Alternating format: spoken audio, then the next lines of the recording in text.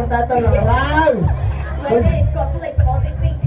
ដូចសូត្រមេតូតចឹងទៅមិញអូនទៅតែស្បែកជើងទៅណាអញអត់មានជើងទេណា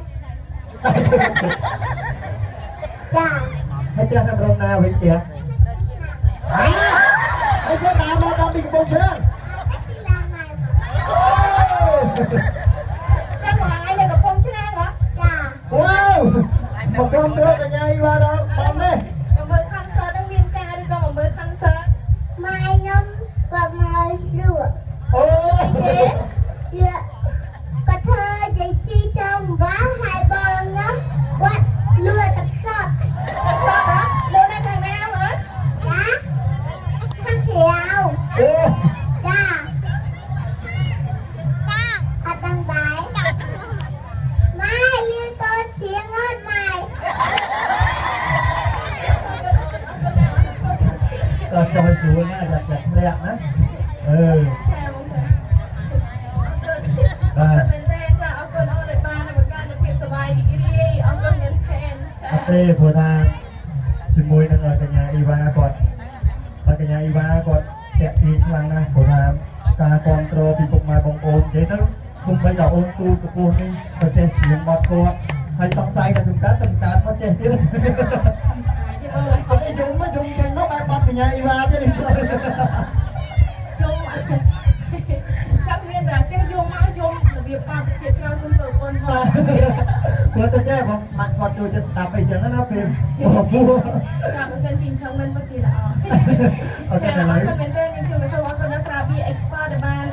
បង្កើតកម្មវិធីនៅការតាំងពិព័រណ៍ក៏ដូចជាការប្រកួតតន្ត្រីចាដ៏ធំដើម្បីបងប្អូនចូលរួមទស្សនាសប្បាយចាហើយបងប្អូនដែលបានពិសាស្រាបៀ Expert នៅខាងខាងកុំភ្លេចពិសា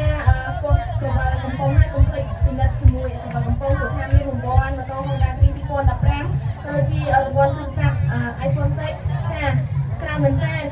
ចាំបានថាខែមួយមុនមកចាគាត់កំពុងគ្នាគាត់ឈ្នះរង្វាន់ម៉ូតូខ្ញុំចឹងនេះខ្ញុំសប្បាយចិត្តជំនួសចឹងមកបងប្អូនខែចការរកចានឹងឈ្នះរង្វាន់ម៉ូតូនៅពេលដែលគាត់ចាគាត់កំពុងចឹងសូមកុំភ្លេចចាពិនិត្យឲ្យបានច្បាស់លាស់ទាំងអស់គ្នាឲ្យជូនពរឲ្យត្រូវរង្វាន់ទាំងអស់គ្នាអរគុណច្រើនឥឡូវសូមកញ្ញាអ៊ីវ៉ាជួយតកិត្តិយសចាប់នៅរង្វាន់សំហាមួយរង្វាន់ផងដែរបាទត្រៀមខ្លួនហើយដល់សម្រាប់អតិថិជនដែលមានសិលឹកឆ្នោតបាទរង្វាន់នេះសំណាងមែនទែនព្រោះថាដល់ឲ្យដៃកញ្ញាអ៊ីវ៉ាចូលទៅមកបាទចាប់បាទតោះហើយ